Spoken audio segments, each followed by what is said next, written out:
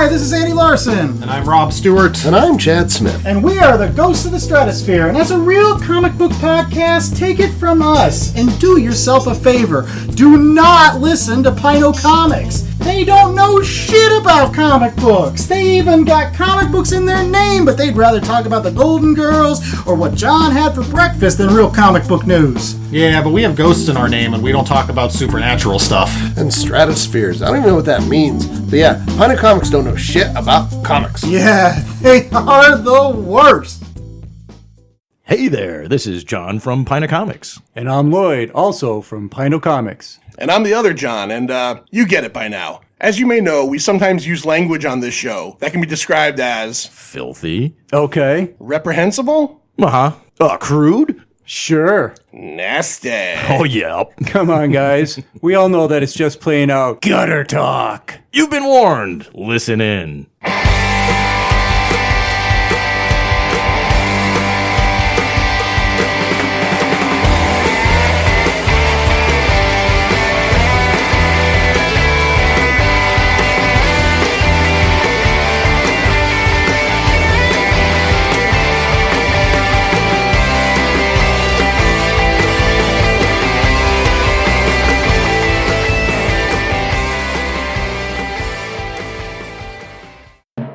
Welcome to the Pint Movie Invitational Series.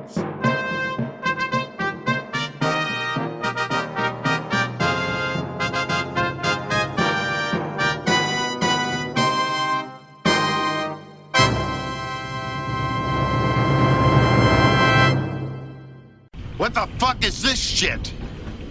This is one famous chili cheese dog. No, this isn't right. I need more grease on this. I need more oil. Sir, I cannot do that. It's against regulations. I could lose my license. I need this oily. I need this to lubricate the world. I need this dog to have some grease on it. So when I eat it, the grease will lubricate my throat. All right, Pint Comics fans, here's a hard pill to swallow. So, or a sausage? Yeah. A greasy sausage. All right, so we're doing a Pint Movie Invitational episode. It is the second that we're doing with someone picking for the second time. So Andrew Morgan, the voice of the movie Invitational, he did his two. We did Memento and we did First Blood. And Larry Dwyer is with us, Scary Larry, Little House on the Larry, whatever you want to call him. We got a bunch of names for him. He brought along Saved by the Larry. Saved by the Larry. He brought along Mike Simonetta. You might remember Mike from our episode about top character actors, favorite character actors. Mike, what's going on? Hello there. These two guys are the cohorts involved in Connecticut Cult Classics. It's our fault. Yep. So Larry picked a movie last year, and we talked about it. It is it's the queerest horror movie of all time. Yes. Nightmare on Elm Street 2. Right. That was Larry's. That was my Pint Invitational. That was his first choice. Right. I forgot. Clue Gallagher. That. Oh, God. And as you know, we do the series with Larry. We did the Turn the heat down. Yeah. I put a cherry bomb in the bird. I'm telling you right now, he's on meth. He put a cherry bomb in the parakeet. Needs a good rehab is what that kid needs. So we normally do the episodes with Larry. We did the House of Universal Horror. We talked about the 8 Universal Horror movies. We're currently doing the Scary Larry's Pint Horrors, where we talk about more kind of classic horror movies. So Larry gets a lot. He gets a lot of horror stuff going on here. Yeah, what's up with that? He even picked a horror movie for his first Invitational. I did. It was? So for his second, Nightmare on Elm Street too. No, so for his second, It was horrific. for his second movie, This isn't horror. I don't know. I don't know how to... Killer. Yeah. On my Amazon Prime, it was described as horror comedy. Yeah, Okay. I was going to say, it gets horror. It made me laugh. Yeah. It really did. Oh, yeah. It's funny. So about a year ago, It's something. we did an episode with our buddy Chad Dizzle Davis about a movie called Everybody Wants Some. It wasn't that funny. And we all liked that movie quite a bit. Yeah. But in comparison to some of the other episodes we've done, like Mad Max and Escape from New York, the downloads weren't as great because a lot of people don't know what Everybody Wants Some is. Isn't that the sequel to Dazed and Confused? It is the spiritual sequel. But see, you know enough of that. Yeah. Today we're doing a movie that I don't know if anybody is going to know what it is. Who directed this? Matt Wilson will listen. Yes. Oh, Matt's a listener. Matt loves this fucking movie. So we're doing... Okay. Larry, I could see that. what movie did you choose for us to do tonight? You know, and I'll tell a little backstory if I may. Give us the whole backstory. Oh, God. I'm going to sit back and listen. John and I, talk through Messenger during the week, etc.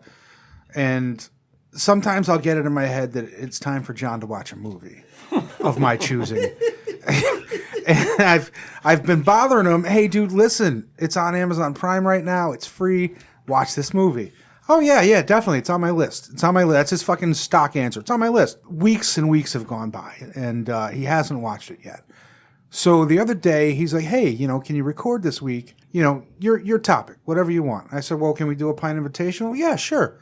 Manster couldn't make it, so we couldn't do the 2 episodes we wanted to do initially. Right. So we had to pick a couple other things. Right. So I said, I'll grab Mike. Mike will come along, and we'll do a Pint Invitational. And we're going to do the movie that I've been fucking bothering you to watch for probably a good solid month. Yeah, you said yes. I said hell yes. He loves it. Hell yes. So tonight we are doing that 2016 gem, the Greasy Strangler. Greasy gem. Now, before you start looking around and thinking that bullshit artist that we're punking you, I assure you this is a real fucking movie. Some of these people will know. Yeah, they'll know. Some will know. Some people will know. It's a classic in some circles already. In what circles? Seventh Circle of Hell? I feel like Larry weaponized my idea for a show. The Pint Movie Invitational. Hey, you know what? Let's ask people to bring a movie on. We'll do it. And you know what? Whatever they pick, we'll do. And up until this point, it's never been used against me. Yeah. Now, we did have the adaptation fiasco that John hated adaptation, but I kind of like that. You also had the Star Wars Holiday Special. Yeah. That wasn't a movie invitational. That was just like a holiday special. So. Really? Yeah. Yeah, no, that was just a straight up that was our Christmas episode. Bonus. Yeah. Oh, I feel like I roto-rooted on that one. Yeah, that was brutal. That was brutal. Thank you, Sean McLaughlin, for fucking us over on that one. And bringing copies. Yeah, his 2 copies. Dude owns 2 copies. So The Greasy Strangler, 2016. Yep. Produced by Hollywood's favorite little weirdo, Elijah Wood. No. Back that up. Produced by how many fucking people? Because I think the list of producers was longer than the acting list. It was a long list. It was a long-ass list of producers on this. Elijah Wood. Elijah was one of the first. He was one of the first on board. Yeah. Well, it might have been the first on board. I think he was the 10th listed because he was in the top 2. I kept waiting for his. You're like he's involved in this somehow, and I'm like, okay, so I'm waiting for the producer list. He's heavily involved in that Fantastic Festival in Austin, film festival, right? Yeah. Yep. And it was actually the logo is in the beginning. Well, there were like nine companies attached to this. I want to give it credit. Everybody wanted a piece of this gem. That's all right, buddy. Well, I don't know where they made any money off it. I want to give it credit for one thing right off the bat, and I didn't write down the name. One of the production companies had the raddest logo I've ever seen. Really? It's the dude, like the naked guy on like the he's on a table and he shits out his entrails and it forms the title of the company. Did you not notice that? No. Yeah. I think at that point, I mean, after the first 3 had popped up, that it starts to annoy me when so many producers. I agree. I couldn't take my eye off it though. It's a cartoon of a guy. He's on like a torture rack. And I think it starts to pull him apart, and he shoots his guts out, and it forms whatever the name of the company is. I thought, well, that's at least, it's fucking horrifying, but it's at least memorable. Well, this movie's memorable. Yes, it is. Oh, yes, it is. You know what? We're going to get into it, and I will say this. I'll never forget this. No, I'll never will. Because, you're a bullshit artist. So before we get into what the movie's about, let me just go over some business stuff here. Directed and co-written by Jim Hosking. Only thing, he did some shorts.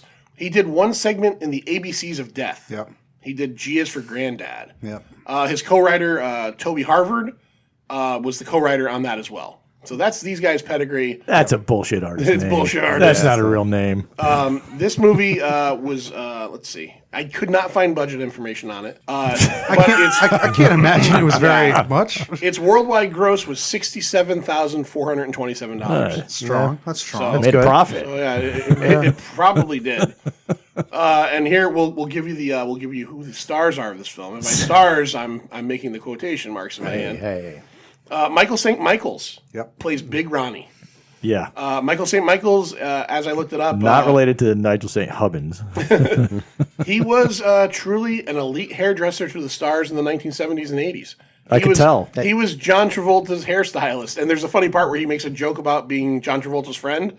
He apparently really is John Travolta's friend in real life, or was at some point. And Larry, you said he was in some other cult kind of classic movie? 86, 87, The Video Dead. The Video Dead. He was a star of The Video Dead, which is a cult horror Completely different back then, though. Yeah. You wouldn't even know it's the same dude. Yeah, because this is a pretty old dude, stark white hair, big, what kind of looked to be denture type teeth, and and a gigantic horse penis. But we'll get into that. They don't call him Big Ronnie for nothing. Yeah. I think I was about, a third of the way movie when I messaged you and I said there's a lot of skin in this movie. I didn't mean women. No. Because that came after. Yeah, the woman stuff came a little bit after. Sky Elobar played Big Braden, his son in the movie, Big Ronnie's son, like a TV actor. He was on My Name is Earl at one point, New Girl. He'd worked with Conan O'Brien. He'd done, I guess, maybe some skits with Conan O'Brien. Elizabeth Razzo played Janet. She's the only person I recognized. I had to go, where do I know her from? Marie. She was in Eastbound and Down. Yep. Oh, really? She was Stevie. Did you ever watch Eastbound and Down? Not all of it. In the second season, they moved to Mexico. Okay. And his little Stevie, his little like groupie friend, ends up marrying her. Uh-huh. I knew her from somewhere, Okay. so I had to check her out. So yeah, she was in Eastbound and Down. And she was in an Antonio Banderas movie called The 33. It was about true story about miners in Colombia that got stuck. Oh yeah, okay. For like 3 days or a week or something. Yeah. Joe David Walters played Oinker. Nice shoes, Oinker. You seem to have a problem with Oinker. Oinker. You shook your head in a negative way. There's a scene with Oinker that actually grossed me out to the point that I. Oh, that's a bad scene. It was so fucking disgusting. Yeah. Really? That I got mad. Thought that was disgusting. Oh, that was awful. You didn't think that was disgusting, dude? It was so obviously coming. You ought to go. I don't care whether it's obviously coming. It happened, dude. Ropes and ropes of coming. I mean, Joe David Walter has probably the biggest pedigree, although I'm assuming it's all smaller roles. He was in Spider-Man: Far From Home, and he was also in. is the guy playing Oinker? Yeah, he was in he did look familiar. Yeah, he was in the remake of Papillon. With no nose. Yeah, with no nose. And then the only other one I have is Gil. Was it Gil Gex? Big Paul. He owned the. He was the blind guy that owned the car wash. Yeah. And he was in a show called Tropical Cocktails. That's literally all I have on him. Tropical Cocktails. Cocktails, and it's brand new. It's like 2019. Yeah, because it's also written by Jim Hosking. Oh, is this the follow up maybe to this? Well, it's not a follow up, but it's just something he worked on. All right. I'll tell you that the hype from this film was so strong that Hosking last year came out with a new movie titled An Evening with Beverly Luff Lynn, which he got Aubrey Plaza, Craig Robinson, Emile Hirsch, Jermaine Clement. A lot of big name stars in that movie. See, this is where Hollywood actors they're trying to be hip and they're lying to themselves. You know what I mean? It's like, oh, you made the Greasy Strangler? I've got to work with you. God, It's avant-garde. They were like, do I get a fake penis in the new movie? Yeah. I think Aubrey Plaza did for the evening. Well, I could see that. One of the few trivia items on IMDb is that all prosthetic crotches, all crotches in this movie are prosthetic. Yes. Because you couldn't tell. Including I said, I forget who I was talking to. I think it was one of my coworkers. I said, there's no way a person can have that much pubic hair without having hair anywhere else on their body. Because Janet had a bush the size of a hedgerow. She had a giant red bush. Oh my God. But which perfectly matched her giant red wig. Sure it did. Nice. But I'm like, she's got to have back hair. There's no way you can have something that huge without It was so creepy. Whoever weird. was the merkin wrangler on this film probably got paid a shit ton of money because there is a lot of the carpet had to match the drapes. Yeah. All right, so you know what? I'm going to go over to Mike real quick because Mike's also here. And Mike loves this movie. Mike, why don't you give us the rundown about what? And this is I give you credit for this one. What is this fucking movie all about? What's a rundown? Well, it's the well, we start with a father-son business, quote unquote, where people are taken around Hollywood to see classic disco or classic places where classic things from disco happen, supposedly. Supposedly. Yeah. The doorway of a shop where the Bee Gees wrote a song. Yeah, exactly. The shop where Cool from Cool and the Gang worked. Yeah, he used to work there, yes. So from there we meet a girl. Girl falls in love with one son, and then eventually his father as well. Father and son fight over said girl. While all this is happening, there is a murderer running around town, a Greasy Strangler, as he's called. Maybe or maybe not related to the fact that the father loves all his food covered in grease. And then it all comes together in an end with a nice run through nature. And what the fuck? Yeah. Okay. All right. Yeah. Okay. Yeah. That's a nice way to put a capper on it that makes no fucking sense. Well, Trivia bit 2. Okay. So the first one is that all the crotches are prosthetic. Trivia bit 2 is that the grease used in this movie is tapioca pudding. Yes, I did see that. Yeah. Which makes it a little bit better. Nope. No. It looked good. Do you not remember like when authentic didn't grease? Yeah, we did. Yeah. No, still gross. Yeah. Still gross, but. Especially when they're picking it off the floor and eating it. God. So I mean, like, really, this is the kind of movie we can't really talk about like we normally do linearly because this movie is going to be very X-rated. I think. Yeah. There's just no way around it. Yeah. So essentially, I'm okay with that. It's a love triangle, Sort of. Yeah. Yeah. between Janet, Yeah. who all we know about her is that she has man tits for a woman. Yeah. Okay. She dated a guy named Rico. Things didn't go well. Yeah. She brings it up a lot. Rico was all fingers. Rico was all fingers. So that was a problem. Yeah. Yeah. Well, Big Braden is living with Big Ronnie. He's in constant fear of being evicted. He's in constant fear of being evicted because he does not want to go live with his mother and Ricky Prickles. Ricky Prickles. He's got a six-pack. Yeah. Ricky Prickles has a six-pack, and Ricky apparently molested Braden when he was like 20 or something. Yeah, 18. 18. And Braden is what? Braden 50 something. I'd say Braden's 47. He's 40 something at least. Yeah, Braden's a bad 40. Well, yeah, Braden's in his 40s. he's not keeping up on it. Like Michael said, Dad, Big Ronnie, owns a business where he, brings unsuspecting tourists on guides of bullshit locations. Where he makes up stuff and says, this is this doorway where, the Saturday Night Fever song was written by the Bee Gees. Right. This is where they came up with the lyrics, and then the tourists are like, "What do you mean came up with?" Which is a through line because Big Ronnie loves some disco. Yes, he does. Yes, he does. And he's got the most interesting disco outfit I've ever seen. Oh, it's awesome. Yes. I couldn't tell what was happening the first scene they showed Because it was tucked aside. It was tucked, but I didn't realize I was tucked, but I didn't realize that there was netting that kept it in. Yeah. What we're describing right now is Big Ronnie's disco outfit is the most 70s disco outfit ever, yet it's see-through netting in his crotch area. And I know you're listening right now going, is this a real episode? Oh, it's real. I implore you right now, as I implored my wife This earlier movie is on Amazon Prime. This movie's on Amazon Prime. And it's hilarious. Go My watch it now. wife got through 20 minutes before she bailed. It will make you laugh. It made me laugh. Yeah. I mean, the fact it made me laugh, and it wasn't like a laugh because I'm laughing at the movie. I actually laughed at what was happening or was said.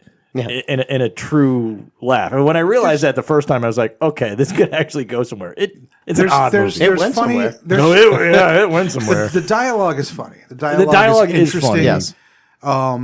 A lot of people have told me something about Tim and Eric. There's some show called Tim and Eric that this is supposedly a lot like. The Braden guy reminds me of the Eric guy. A lot of people, Sean McLaughlin brought that up. He's like, dude, it's just like fucking Tim and Eric go to the mayor. Yeah. Right. And I'm like, I don't know what that means, but okay. Right. But I've read a few other people say the same thing. So I guess there are some similarities. You know, at the first stop on the disco tour, like you said, they meet Janet.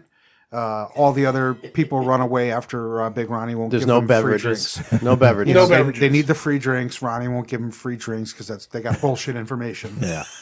Bullshit. Ronnie tells them they're a bunch of cunts. And then he takes his ass out. He says, check my cheeks. Yeah. And he then can't get his pants back up. Yeah, and then Janet stays behind and has a little sweet moment with Braden where she says, well, your dad likes to yell. He's like, he likes to yell. I like to smile. Yeah. No. And she says, well, you're just a big cheesy old cornball. And he says, I am a big cheesy old cornball.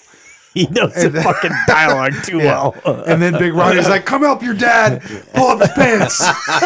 Yes. So while this that's happy where the relationship. While the happy scene is in the front of the frame, Big Ronnie in the back, Big Ronnie's ass is hanging out.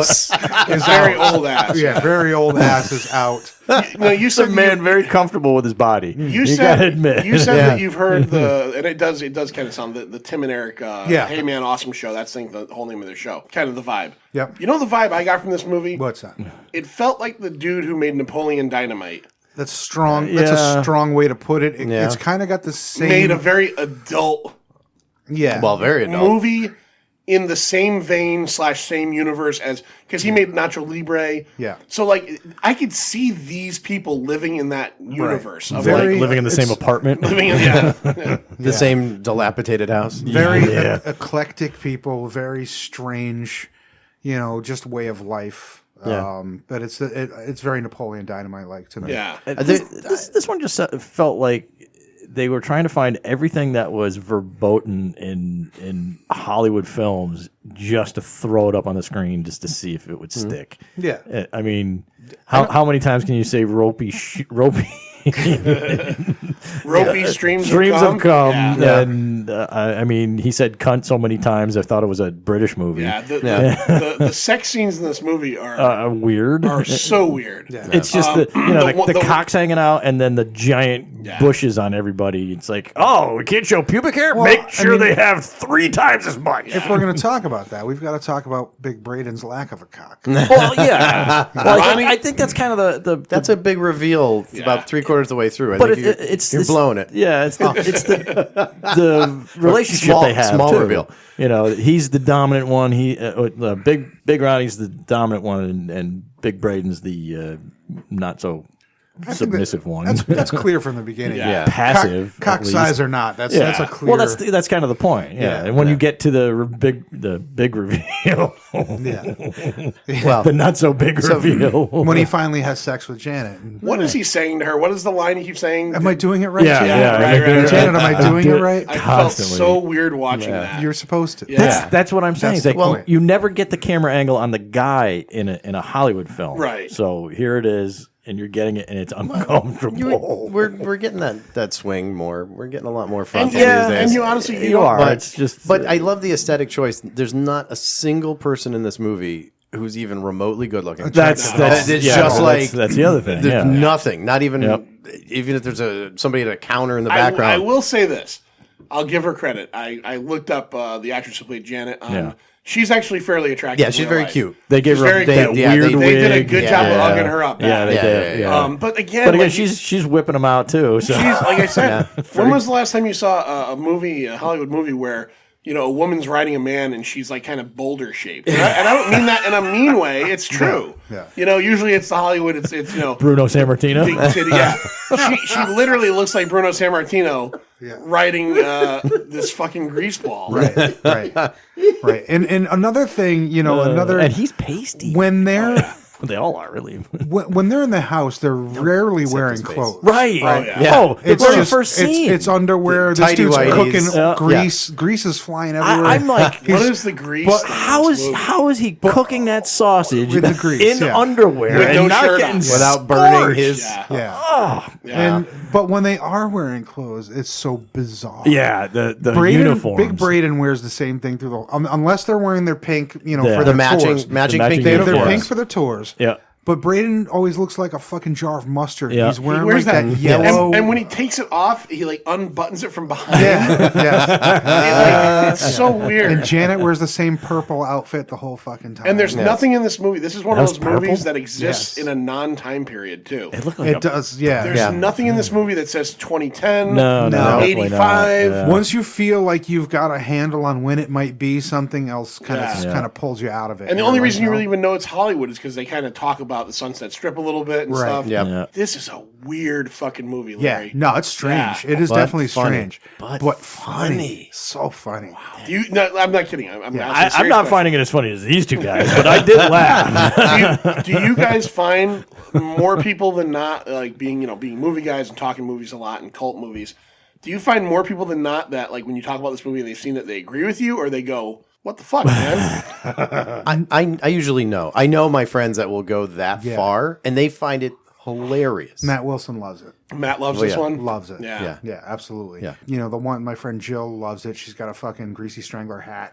Fucking, people. They have merch. Oh, they got plenty Of course of they got merch. Absolutely. Come on. Yeah, I saw. Now I you saw, know where they're making their money. I saw Big Braden and Ronnie at like the premiere, and they're wearing like the pink snow hats. My friend that say Jill has. Greasy. My friend Jill has that one. I was like, wow, they could afford merch on this thing. Yeah, Elijah Wood, man. Yeah. Elijah Wood's brings he's got it that home. Hobbit money. Yeah, He's he like, does. we're gonna do whatever we want. Yeah, he's got that Hobbit money. He's got that Lorenzo's oil check. Yeah, That's still I've he actually hasn't got cashed a. I've actually. We'll take a quick thing. I've got a quote from Straight Elijah. facts. Oh, okay. Somebody Yeah. asked Elijah why he decided to produce this, and he said when we got a copy of the script, we all agreed that it was the most disgusting, vile, and all around grotesquely hilarious piece of cinema we'd ever read, with imagery we will likely never dislodge from our greasy brains. That's true. That is true. And that is why it must exist. Okay, I can I can agree with that. Yeah. In all aspects of what he said. I mean, I could see why it would be made just because of that. Yeah. But I also see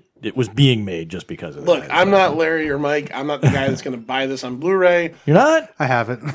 But I will say this: I'm not. I bet you sad. they have like Focus. I'm not sad I watched it. Focus and Focus. Because I feel like I'm in a club. I feel like I'm in some weird club now that if I bring up Greasy Strangler, either people are going to look at me and go, I know what you mean.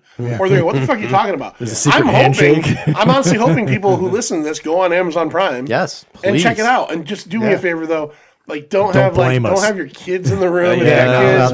no. It's This an adult movie. This is a fucking. There's dick.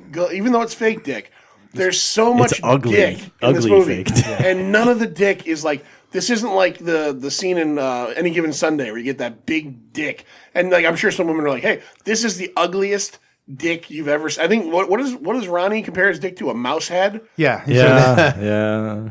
He does. He said something Yeah. about a mouse. Looks like a mouse head, huh? Every bit of nudity in this movie is horrifying. Yeah. And then when you just get like into real the- people. Yeah. And then when you get into the actual Greasy Strangler bit, which is like, I guess, like what you could say is the horror bit, there's some pretty gross stuff. There's definitely some gross The stuff. Oinker scene being by far the worst. It actually almost turned my stomach. Should we talk about Oinker Yeah. and like the so point of Oinker? Well, I don't know. I don't really know the point of Oinker, but they're outside He and was just a friend. and Yeah. they're like, "Hey, here comes Oinker," Yeah. and it's a guy with like a clearly cardboard homemade pink nose, Yes. with Which you the, don't- and you don't know held why. on. Yeah, it's held on by the elastic. It's clearly homemade, like with a fucking kid's marker, like Yeah. he painted it pink, and it's cardboard.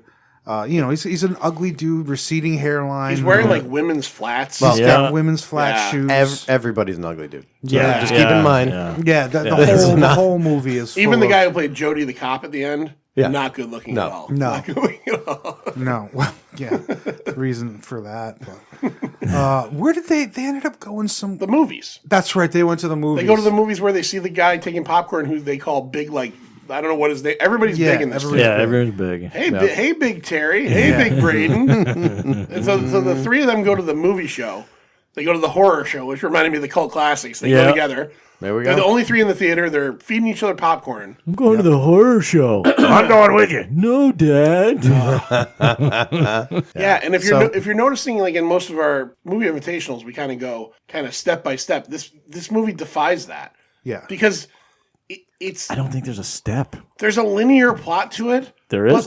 But it's like kind of. Yeah, it's kind of. And the titular name gets dropped. What? Oh, 2 minutes in immediately. Yeah. Big Ronnie is a well, the very first scene when he brings the coffee to him, and he's like, first thing Big Ronnie says is, "How come nobody ever puts grease in coffee?" Yeah, it's like, and Big Braden's like, "What, Dad? Like, that sounds gross." He's like, "What?" He's like, I don't. Grease might be good in coffee. Not saying I would do it. And then he goes, "You probably think I'm the Greasy Strangler." Braden's like, no, didn't really. You're a bullshit artist. You're a bullshit that's because I am. Yeah. I am the Greasy Strangler. Yeah, you're a bullshit artist. Yeah, bullshit artist is a term which is their used. retort. We probably should define it. Yeah, used frequently. There's one scene where they go back and forth. Do we have to define it? I think it's pretty evident. And then that one scene that you're referring to where they go back and forth, that's then the first argument about Janet, the first real argument that they're getting in about Janet. Well, because Ronnie tells them that we're going steady now. Yeah. Well, we're a thing. Did you see on IMDb that scene was like 10 minutes long? And they cut it back. This movie was the original cut of this movie was 2 hours and 15 minutes long. I need that cut. Gee, come on. I do need that cut. I need that cut. Here's the other enticing part. That's his next invitational. Uncut. Here's the other enticing part for anybody who wants to check this out. It's like an hour and 28 minutes. Yeah. So at least if you are getting crushed by this thing, it's not 2:15. I need that 45 minutes. I mean, you have the Blu-ray, right? I could it's not on there. see that with you. Yeah, I need it because frankly, I won't screen it at the Strand until I get that 45 minutes. Oh man, come on! I like going to your shows. I think the Strand is okay with that. Oh God, imagine the Those look on their VFW faces. guys are gonna be like, "What the fuck are you doing?" We're not going to show The Fly. We're showing the uncut. I'm just going to stand out in front of the place going, "Hootie tootie disco cutie." There you go. Fucking time. Yeah. That scene made me laugh. Yeah, it's great. So there's Which one? They do it twice. Both of them, and what made me laugh about both of them was Janet in both of them. Yes. The way she does it, because she's moving her shoulders. Yeah, which is exactly how she danced at the disco. Yes, you're right. When Big Ronnie took her on the date. Disco dancing. To the disco. And my favorite part of the disco is not just their weird dancing, The old guy. but the old guy who just saunters up behind Big Ronnie and he just pumping at Big Ronnie's ass while Ronnie's fucking dancing, Janet's dancing, which leads to another one of my favorite parts when they're taking a break outside afterwards, and he tells the glorious Michael Jackson story. Yes, correct. Which is for those of you at home who haven't watched it yet, there's a great story about. Big Ronnie and Michael hanging out at a club one night, and Ronnie throws on Smooth Criminal. Ronnie throws on Smooth Criminal, and Michael's dancing on the table, and bouncer comes over, and Big Ronnie lays that motherfucker out. And then another bouncer comes over, and Michael lays him out. And then they meet up with a couple of girls, and they cover them with hot milky cum. Yeah. And then, as you do. And then Michael gives him one of his gloves, and Ronnie drives him to the airport. Yeah, and they smoke a cigar together. They smoke a cigar together. The story I just told is really what the things you can expect in the Greasy Strangler. Yeah. So it's something that you need to. Well, you can go scene by scene because they sit on their own. There's no. a story. Yeah. There's that story sitting there. Travolta story. There's a Travolta story. There's the couple of times that they actually do the disco, the disco cruise with a couple different people. I mean, all of these little segues. I like when just Braden's funny. explaining to her the books he's writing. Yes. So good. Yes. and the covers are on the wall, and they're like drawn in crayon. Yeah, and it's like at a the bottom they say, 5-year-old by D&D. Braden. Yeah, 5-year-old Dungeons and Dragons pictures on the wall. And he's gonna do it. Yeah. I don't know anybody like him at all. So Braden begins to suspect that his Can we dad- please call him Big Braden? Big Braden. Big Braden. Big Braden obviously is mad at his dad because he initially wins Janet's heart. Yes. And then even though Janet is against the idea of Ronnie, because Ronnie tells her off the bat, like he's into her. Yeah. She says no, and there's no scene that like makes her change her mind other Wait. than she just changes her mind. Well, he you know, kisses when her. she was when With hot cherry lips, was that what he said? when she was urinating and he had to come brush his teeth. He watched her. And she got a look at that hog, yeah. that hog, and you know. Did you guys Water also down. notice that she had the longest piss stream ever? Yeah. Well, She was urinating before he got in the room. I think she stopped. I think that was one of the scenes that I sat there and I was like, all right, so here's another scene that Hollywood doesn't normally do. A woman peeing Yeah, and then continuously peeing. Yeah. What was And Big Ronnie says, go ahead and pee. I'm not going to watch. Yeah. Yeah. And he's standing there. He's standing there with his cock swinging around. He's brushing his teeth. And then he just opens his eyes and he's watching. And I love what You said you says, weren't gonna watch. and he winks at her. Really creepy. And she just kind of like winks. And he was at the door, and she's like, "Well, I'm urinating." He's like, "Well, I got to brush my teeth." Yeah, yeah. Straight up. No. Yeah, and when it's weird. What did he say to her when he was the first time he met her? When him and Big Braden met her, and she was walking away. What was his quote? Oh, but she instantly gets naked, and he's like, "I could ride that." Yeah, No, something he about can her eat her ass. ass. Eat her ass. I ass. could ride that ass or something like that. Big Ronnie could eat that queen's ass Yeah, all day long. that's it. That's it. Yeah. Feast on that. And queen's and ass. That's what it and we should mention too that on top of the people not really being the best looking people, the choices of the backgrounds, everything. Oh, so everything's when they're in disgusting. when they're in Hollywood, it's the back alleys, Yep. Yes. shitty, broken down Yes. sidewalks. Well, the house they live the in. house house is is- dilapidated the house is and awful. vile. I took one look at that house. And I said, "Where did they find this thing? It's gorgeous." It probably exists. Yeah, it does. I mean, that porch thing on the second floor, he's hanging out and leering at the two of them in the backyard, which looks like it needed some grass saver. yeah, yeah. It just, I'm looking at this thing like, this is a perfect house that came right out of New Britain. Yeah, True. yeah. So yeah, this is and we're not great we're not scenes. even talking so much about the Greasy Strangler stuff. which I think we need to touch. Yeah, Probably. Let's get on So that for a that's- little bit. And maybe the grease itself, Yeah. because so it's a gross. big part of this movie. So Ronnie makes a few, there's a few times where he says, oh, you must think I'm the Greasy Strangler. And then we get to a point where the original trio of disco people who were trying to, tear him a new asshole about the free drinks, they're at their hotel Oh Jesus! Buying some potato chips. we don't know actually what kind of chips they are They're yet. paprika for We sure. could see it. You Yeah, can see it well, in the thing. Paprika. I think the paprika. I need to know what the chips are made of. So they are not potato. Potato. Potato. So anyway, the guy's trying What to are get some they made potatoes. Potato. Please.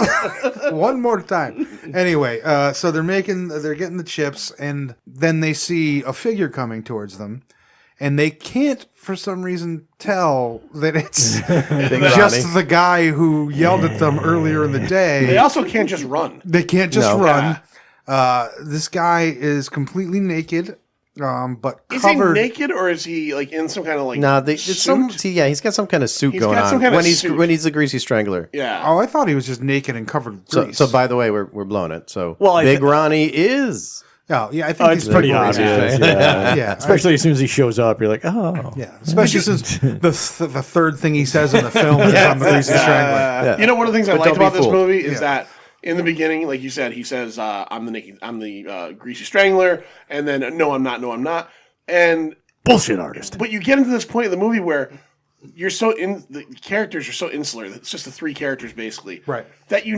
there's never like a news bulletin in the background about the Greasy. They Nothing. never talk about the Greasy Strangler at all. Nobody's At all. nobody's looking for him. Nobody's looking for him. Nope.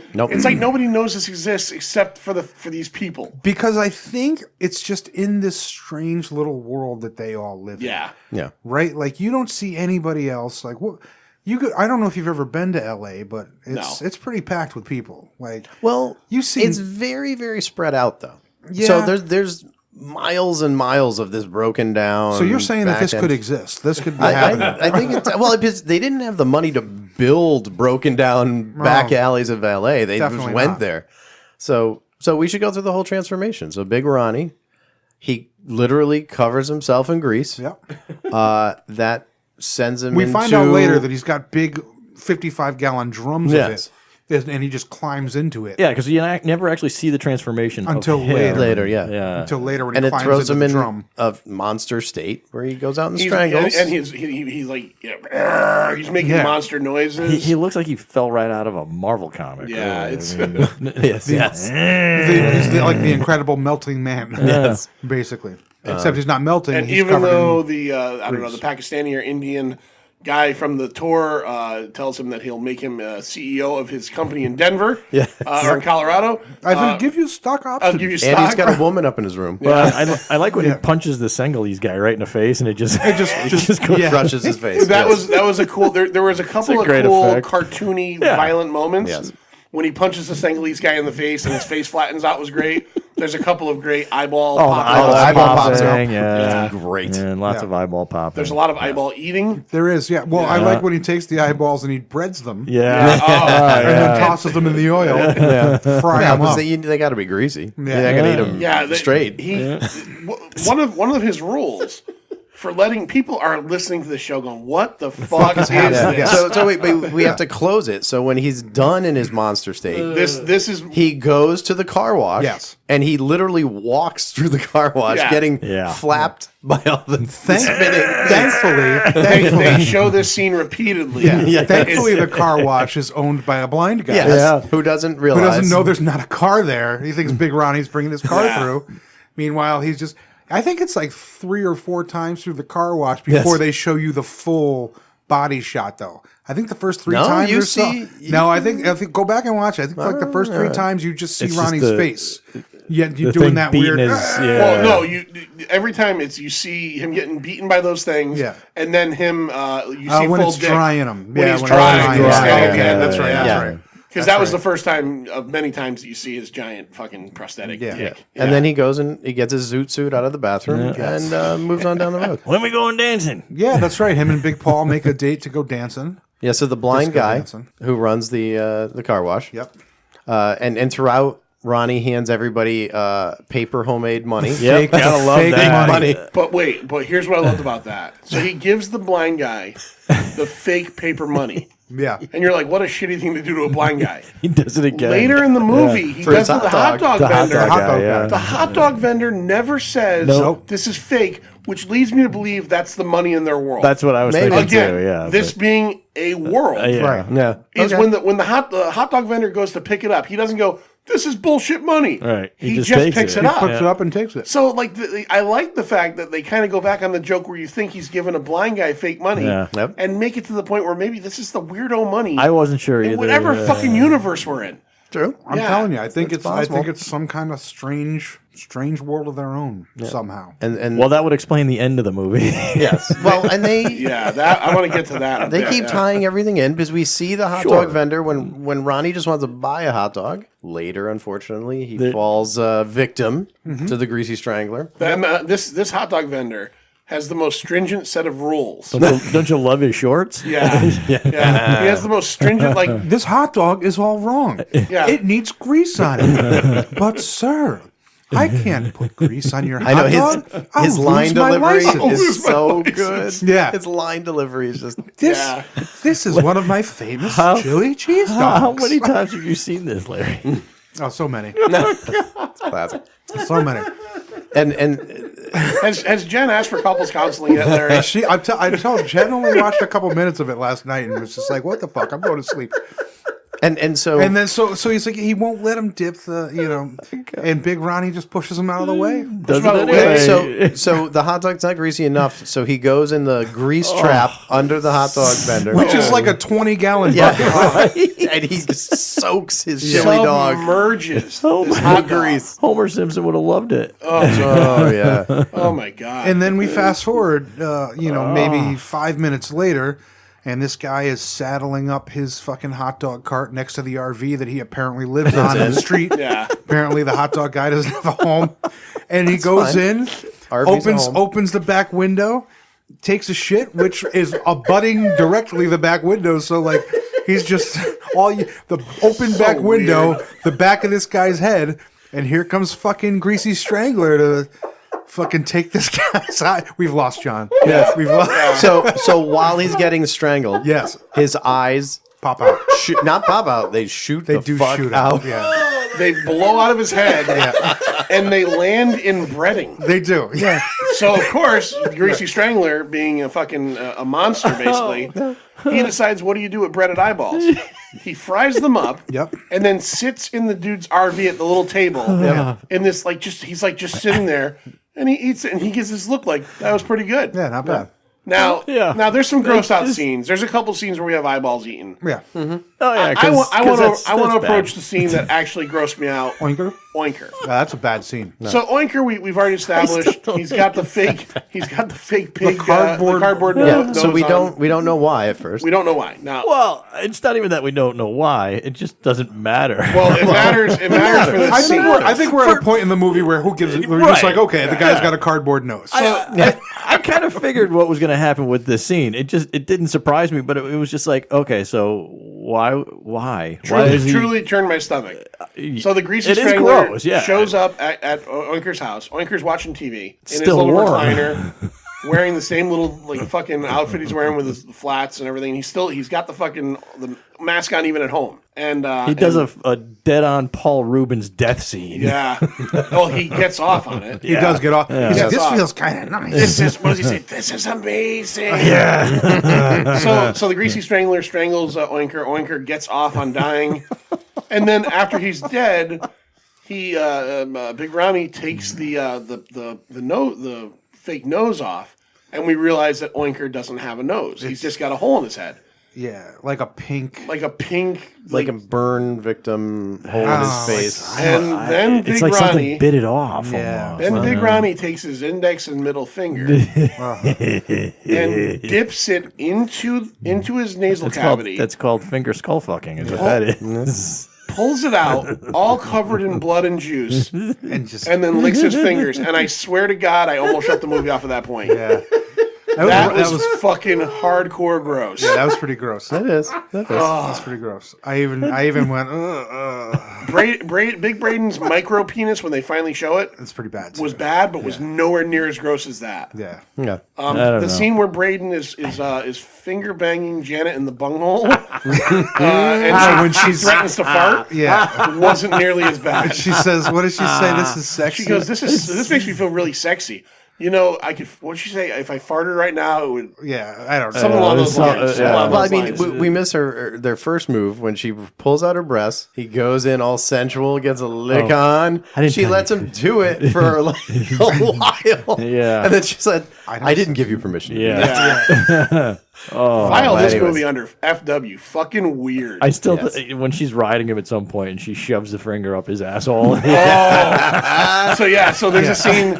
There's the scene where she's riding him. That's happening right now somewhere. Yeah, exactly. Janet's riding him, and he makes the comment about, "Am I doing it right? Am I doing it right?" She sticks her fucking her index finger in her mouth and just goes between his legs, and you just get a little bit of like a. Yes. I like. Keep your kids away from this movie. Yeah. Far away. How about when he calls her up? Because now he's realized there comes a point where Big Braden realizes that Big Ronnie, his dad, is the Greasy Strangler. Yeah. He goes out one night And he wants him to be caught because he's hurt by him stealing Janet. Right. Because Janet's surprised. Well, he wanted to try and find out who the strangler was when Oinker got killed, which is another weird scene when he gets called by a friend to come over because Oinker is dead, and they just walk in on the body. Yeah. Yeah. Now, it doesn't have to make sense. You know? No. But when he calls Janet to tell her that he's I'm very afraid right now. Let's have phone sex. Yeah. Oh yeah. Right? Oh, And he drops trow. Man. And, you know, you see the micro penis full on, and he just starts maneuvering it like whatever. You know, kind of like thumbing it, like Yeah. just one thumb in it, like to stroke it, like. And he says. What was that He's like, conversation? imagine me tickling your clitoris with a pink feather while you cradle my sack. I'm cradling your sack, Big Ray. And he's just one thumb in his fucking micro penis. Jesus Christ. So, and that was their phone sex. I'm cradling your sack. Yeah. but then Big Ronnie goes incognito. Yes. Yeah. So that's the other thing, like, which makes me go back to this. They're in some weird world. There's, I think, a few times where Braden calls the police, but the only person who gets the call is apparently Big Ronnie, who puts on giant long fingernails. Yeah. What does he call himself? What the Jody. fuck was that? He calls himself Jody. Let me tell you my favorite part about this He puts scene. on some giant teeth. Yeah. So. And he comes to the house as if he's the cops asking. But he gets changed right outside the bush in the front gate. He puts his fucking clothes in their mailbox. Yeah. In their own mailbox. He's got shoes in one. Yeah. His other clothes Yeah. in the So other. fucking weird. Let me tell you one of my favorite parts of this scene. So Ronnie gets dressed up like Jody. He comes to his house, and neither Big Braden nor Janet realize that it's him, even though it's fucking clearly him. He's got a fake mustache on. He's very bizarre acting. So the day after I watched Rip this, Taylor only. yeah, he's got like an ascot on. He's throwing confetti all around the house. So the day after I watched this movie, I wanted to get some information about it. God. So I went on IMDb and I went on Wikipedia. My favorite part about that scene is that whoever wrote the Wikipedia entry, you're reading it and you get to that point, and it says, Braden calls the police, and a police detective named Jody shows up, and and begins to look through the scene, but tells him that they're not going to go forward. Just drop it. Jody goes into the bathroom, taking off his mustache, revealing himself to be Ronnie, and I'm like, the way this person wrote it is fucking hilarious. Very serious. It's very serious. Anybody that's watching the movie knows it's fucking Ronnie. He wrote it like so. When I read it, I thought like if I read this before seeing it, I would think that maybe it was an elaborate disguise. Big reveal. Yeah, a big reveal. Big fingernails. Yeah. And then, but with the second time, he's under the couch. Yeah. Under the bed, when when he's under the bed, and he's just shaking with fucking anger and hatred because his son and the girl he loves are, I don't know if they're banging, I don't know what's going on. Well, Janet but goes Ronnie's back. completely naked and just fucking shaking with anger. And again, nobody notices. Nobody notices that this guy's seathing under the bed. So It's like the most bizarre porn ever done. And you might think this movie can't get any weirder, but it ends on such a fucking weird note. So Ronnie comes out from under the bed. He freaks out and he backhands Braden. He backhands Braden unconscious. Knocks him the fuck with out. a weak backhand. Yeah, super real weak weak backhand. But Braden, we've already talked about. He's super. Yeah, weak. he's a weak fella. He goes right down. He looks like you know what he looks like? He looks like an overweight Hanson brother. Like, Yeah. the one that couldn't play hockey. Kind of. I don't know. That's being tough to the Hanson brothers. Yeah. That is true. That is true. So Ronnie becomes the Greasy Strangler and kidnaps Janet in a true Universal horror fashion. He takes her to the movie theater to kill her. Braden then decides to fight fire Two with fire. can play this game. And greases up, and now he's like Junior Greasy Strangler. Right. Yep. So you think he's going to go fight like his dad. Greasy versus Greasy versus Greasy. Yes. He gets to the movie theater and immediately just helps his dad kill Janet. Yeah. So they strangle each Janet. have an eyeball. Yeah, they Yeah. strangle Janet to death. Her eyeballs pop out of her skull, and they each eat an eyeball. Then we have a scene on the beach. It's a loving scene. A loving scene. Well, I mean, They finally come together. He has to get rid because he's got to stay at the house. So he needs to stay at the house with his dad. Right. So Big Ronnie needs Big if the Braden. girl's getting in the way, he's got to. yeah, well, because he obviously has made it clear he can't go live with his mom because Ricky Prickles. Ricky Prickles will Ricky molest him. will molest him, and Ricky Prickles has a six-pack. Yeah.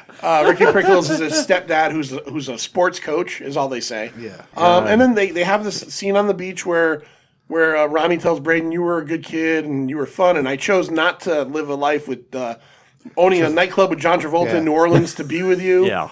And you have this moment where they come together, and you think that's the end of the movie, and then they decide, let's go kill Ricky Prickles. Yeah. Well, Which only makes sense. Which would make sense. They go out in the woods, they kill Ricky Prickles. Yep.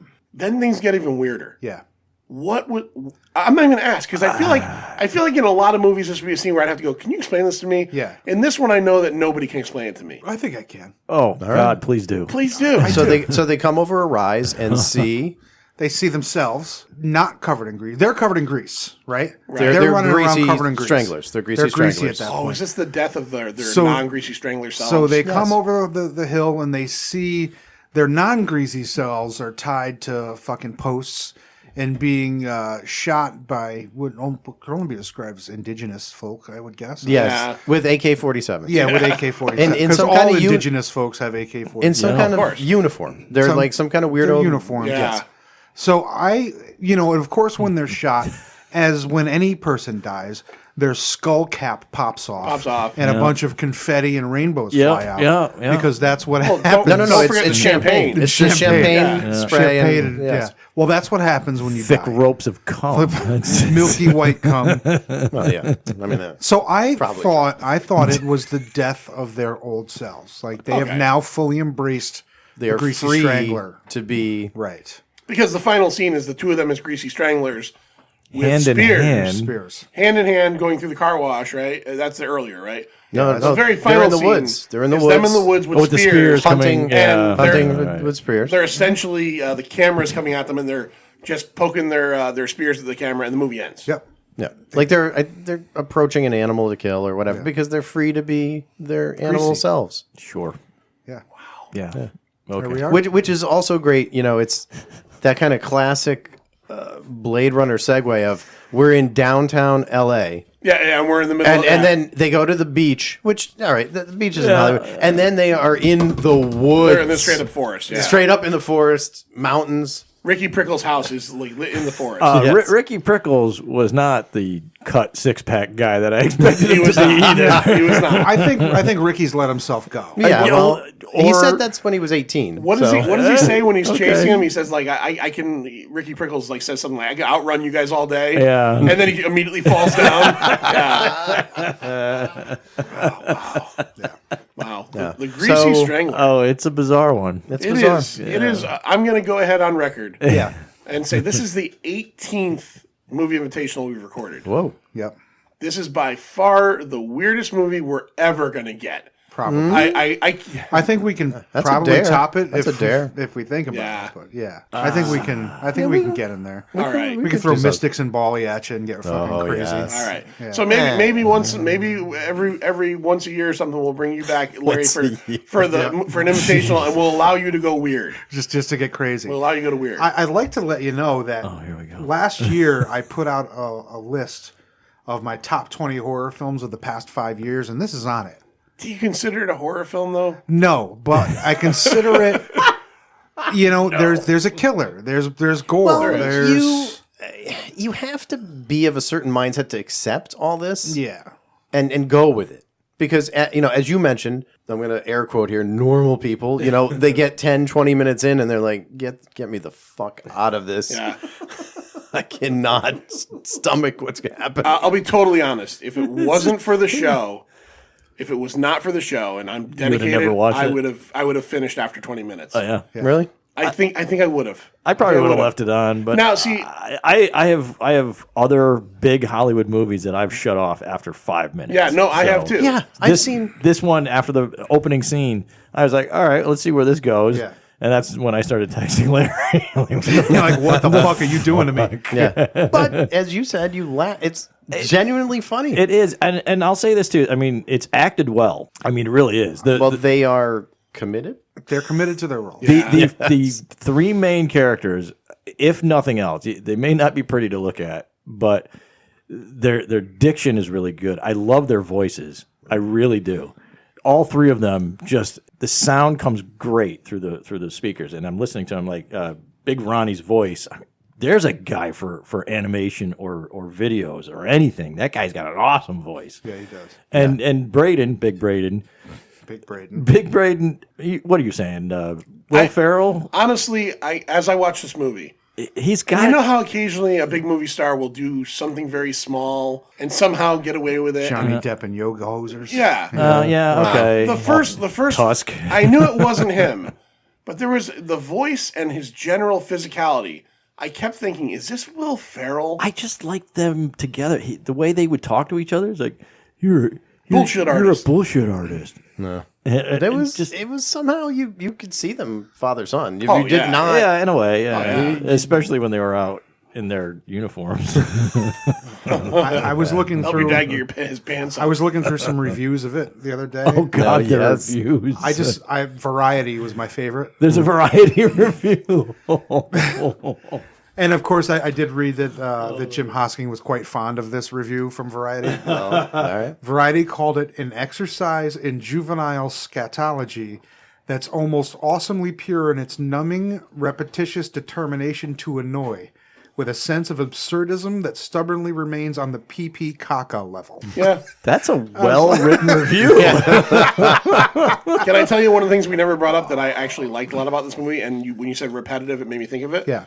Was that weird score. Oh, you mean the Do, do, do, do, Yeah. whatever it was. That Yeah. one repetitive little bit that they kept going back to, Yep.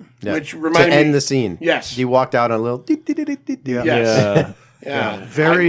Very like Japanese video games. Yeah. It was weird. It was Japanese video game. It was a little bit of like kind of 80s, like John Carpenter-y type score. Very weird. Yeah, The but whole- fitting. the- But it fit. But fitting. It fit Yeah. well. Yeah. All right, so Lloyd usually does this part. I'm gonna the box office for that weekend.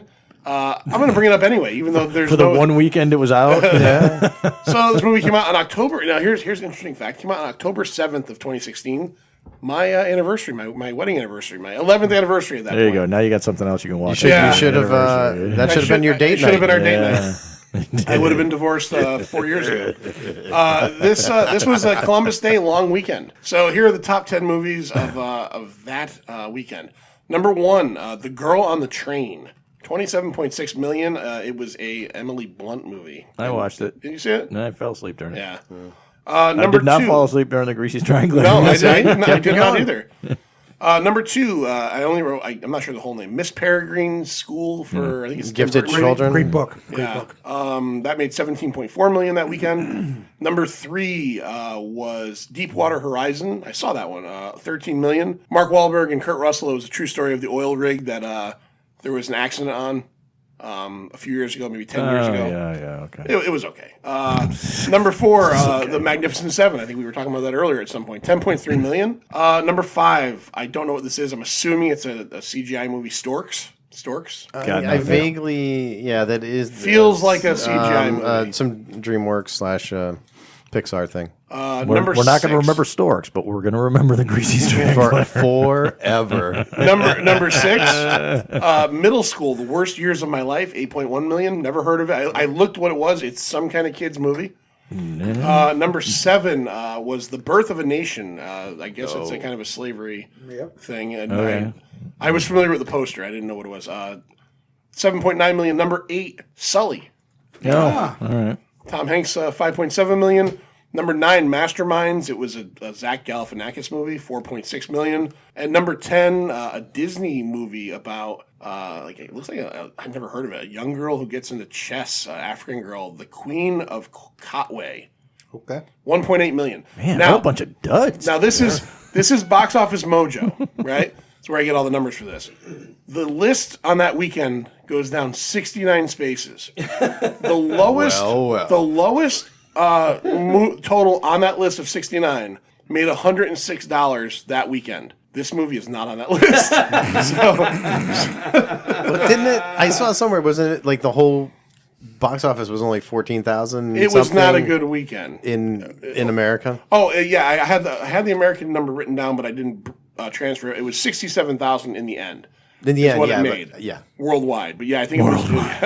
Yeah, this had a worldwide Between release. Senegal and Pakistan and United States. What? Somewhere people are like, wow, look at these Americans. Was it rated? You imagine this being This couldn't be a rated R film. subtitles This Well, what have is to it? be at least It's NC-17. got to have something on Amazon. They put something up. I don't think. Yeah, I think it's not rated. If I remember, I would assume it's at least R at the very least. There's a lot of dick in this movie. Even if it's fake. Yeah. Well, it was great because they slowly build up to it. Because even in the beginning, Big Ronnie has like a hard on. Yeah, in when he wakes scene. him up. Yeah. He's got morning wood in one scene, Yeah. and then he's wearing tighty whities with the prosthetic in it. I think this is rated R. Rated R. rated See? R. I don't know how That's they a got hard an R. Okay, It's a hard R. Yeah. That's a hard R. Yeah, Steven Spielberg pulled some strings to. must have. Yeah, really. Elijah gave him a call and was like, "Hey, Well, so one of the scenes that was cut too is just them straight running into the camera naked.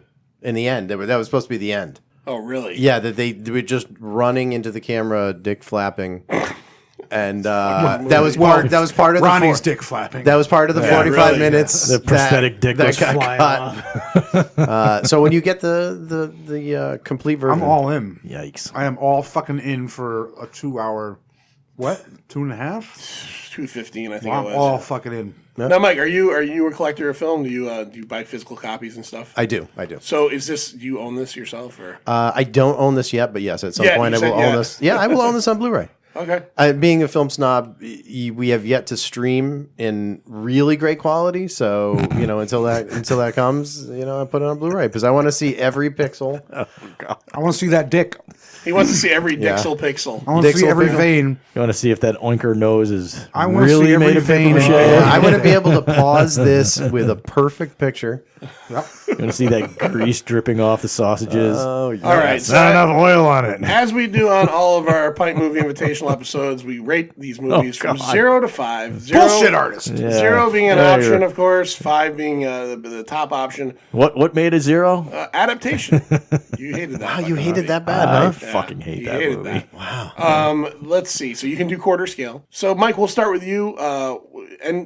Basically, you're just rating this as you would rate a movie. What do you think of this movie? What do you give this?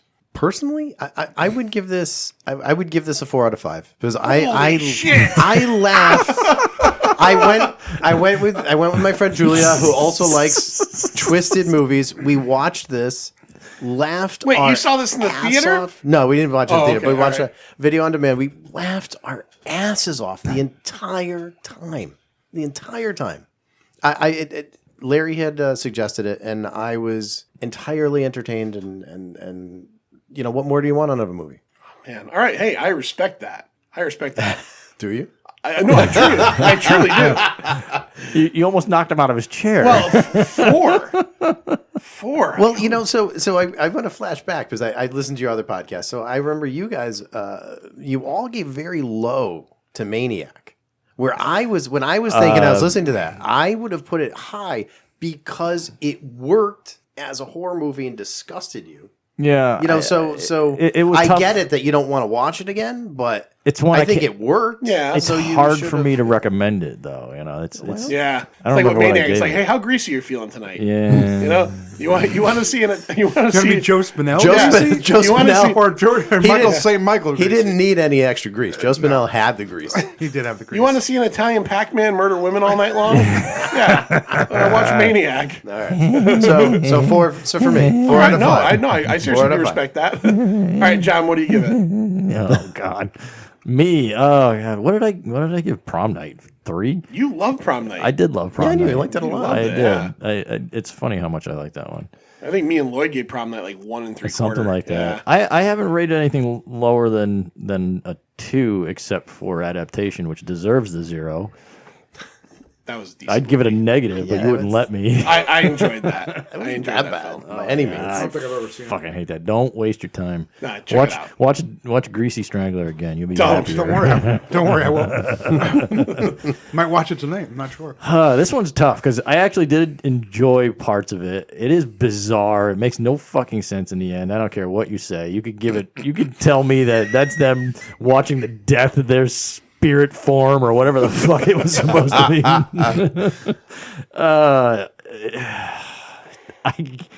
I did already recommend this movie though, So see, there we go. because you have to find the right people. I'll give it. God, I don't like giving quarter points. Don't have to. Give it a half. Give it a full. Give it the famous John solid whatever. All right, I'll give it a solid 2. Solid 2. All right. I'll give it a solid 2 because it's not terrible. It is what it is. It's what it's supposed to be. Like I said, I did like the acting. I like the bizarreness of it. Right. It made me laugh. It's still a painful thing to watch. But I could probably watch it again where I can't watch Maniac again. I think I'm all done with that one. Yeah. All right. Yeah. All right. I'll go before Larry because it's Larry's pick. Larry's over here like, oh, can we go higher than 5? I'll go. I'll give this thing credit for what it's due. I feel like it did some good world building.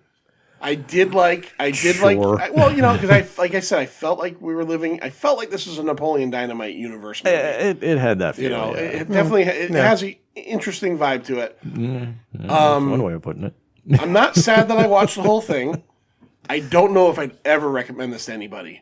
I'd have to find the right person. Yeah, I'd have to find a Mike or a Larry. Maybe next time I go to Cult Classics, if I'm talking to some of the guys there who I know might be like-minded, I might say, did you hear our Greasy Strangler episode? Like-minded, Larry. Yeah.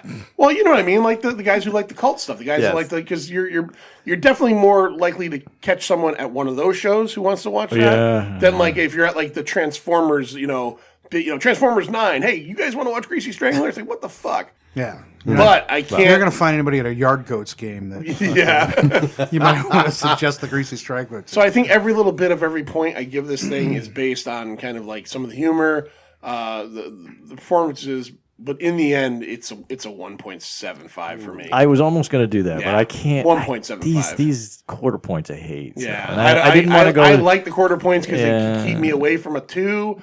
But not hit at a 1. But I didn't go that far. I didn't want to give it a 1.5. It's a little too low. So. Yeah, 1.75. I mean, this definitely has things I liked about it. I'm not sad I watched it, but yeah, I would never watch this again. I think the repulsive aspect also gives it a bump up too. So. Yeah.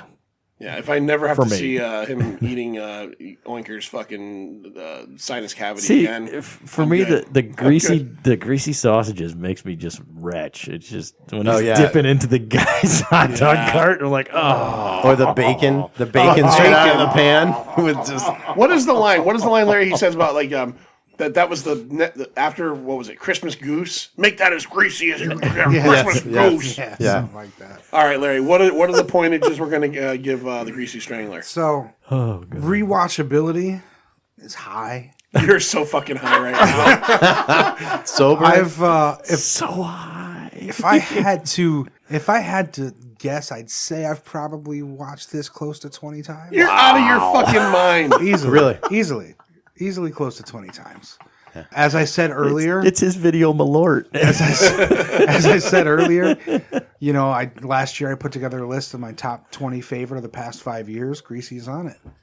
Greasy's up there. That's insane. Greasy is up there with The Witch and Green Room, and Green Room was good. I like Green Room. Babadook, I like The Witch too. Babadook, Train to Busan, and plenty of great movies on that list. You just said the only one I didn't see was Babadook. You just said 3 movies I absolutely love, and you included the Greasy Strangler in there. Absolutely, Transfiguration. But that was fucking great too. That's on that list. You have to watch Babadook and let me know how much it annoys you. Oh, that fucking kid, man. Yeah, that kid.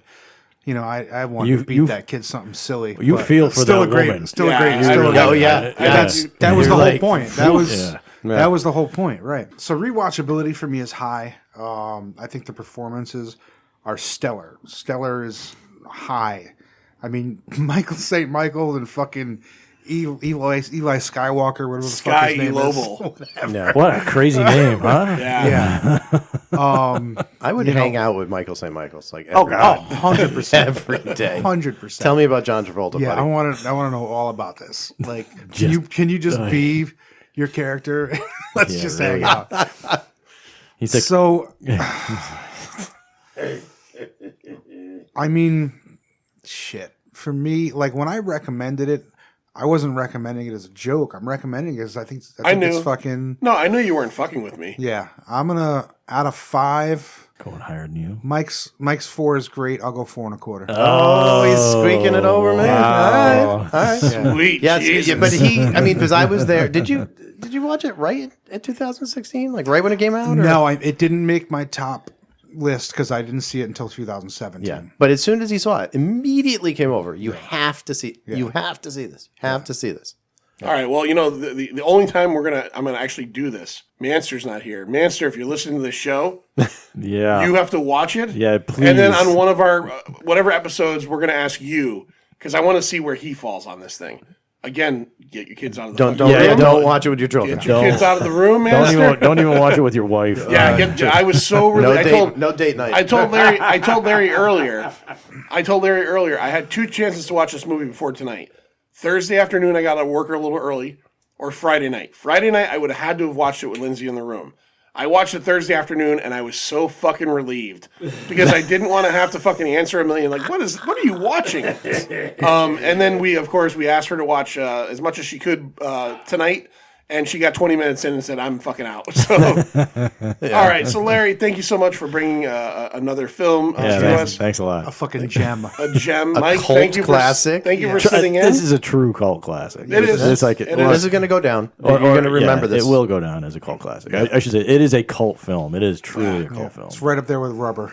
Wow. Never seen that. Okay. Really? Yeah. Really? It's the you tire. son of a bitch. It's the tire you movie. son of a bitch. You need to watch fucking Rubber. The tire movie. I like Rubber. Rubber's good. Rubber's All right. a weird fucking movie. Go to This is funnier. pintandcomics.com. Check us out. Go to ConnecticutCultClassics.com. It's got Wings Hauser in it. Oh, I do like him. I like In a wheelchair. Oh, forget it. Go to ConnecticutCultClassics.com. Check them out. Go to Scary Larry's voting page, and I'm not sure when this will be out, but see if one of our movie Scary Larry's Pint o' Horrors is up, and pick a movie.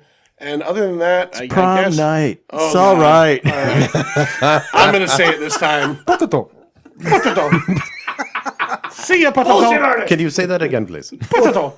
Bullshit artist. See ya. It's over, Johnny. It's over. Nothing is over. Nothing. You just don't turn it off.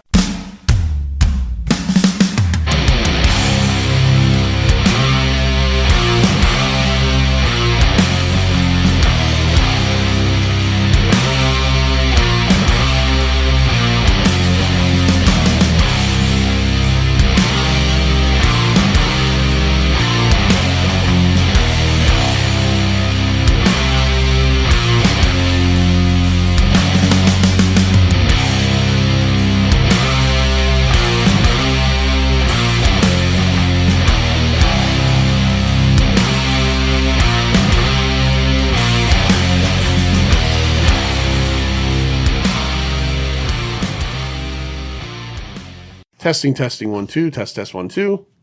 Oh, hi. Hello. Bueller. Sir Jon. What? What did I do? There you go. How did I do it? Lloyd. Warriors, come out and play.